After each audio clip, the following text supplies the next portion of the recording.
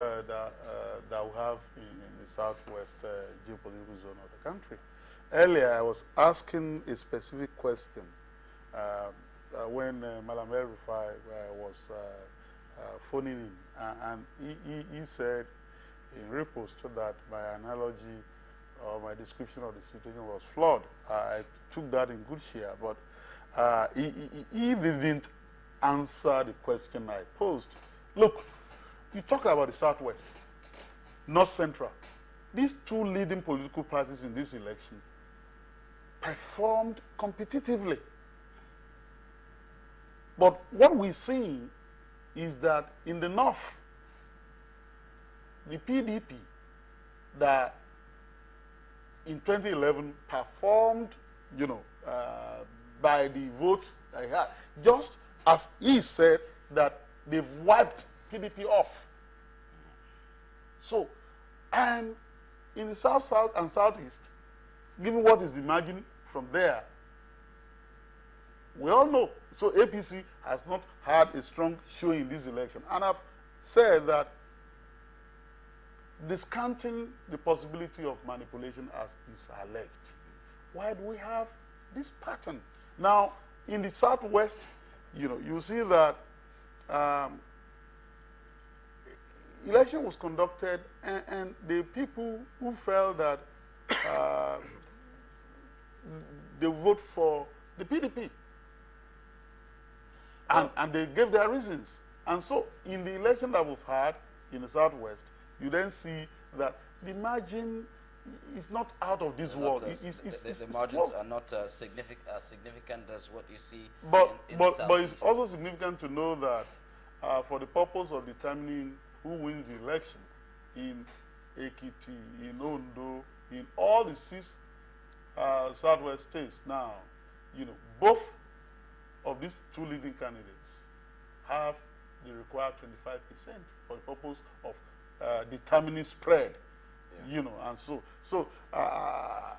And and what has happened now is that in many of the states that have been won by the 2 parties, they have this 25% of the vote. In Kogi, yes, both parties have 25%. In Kwara, and so on and so forth.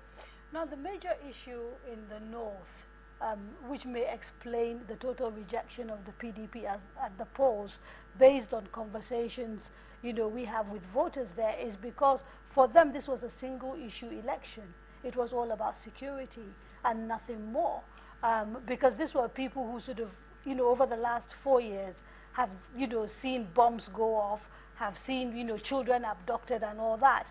And they, from their point of view, this was all done under a PDP government. So, for them, the economy didn't feature as much. And I'm not saying it did, because their lives have been, the lack of security has meant that obviously economically they're not also doing very well. But primarily the focus for a lot of voters that I talked to in the North was a single issue: security. We want to be able to go to the mosque and pray without fearing that Boko Haram is going to detonate bombs. And that is not to say that they believe that the president, is responsible for Boko Haram, but that he has failed to protect them from their point of view. Except that it's curious to me, except that it's curious to me that, well, I can't equate the bloodletting of Boko Haram insurgency with some of the security challenges we also have in other parts of the country.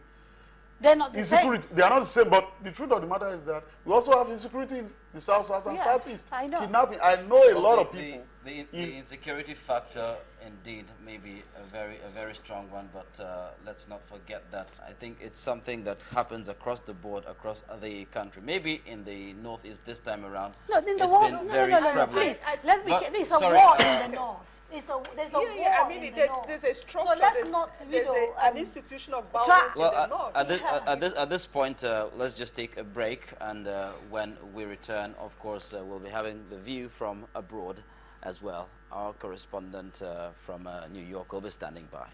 Do join us again.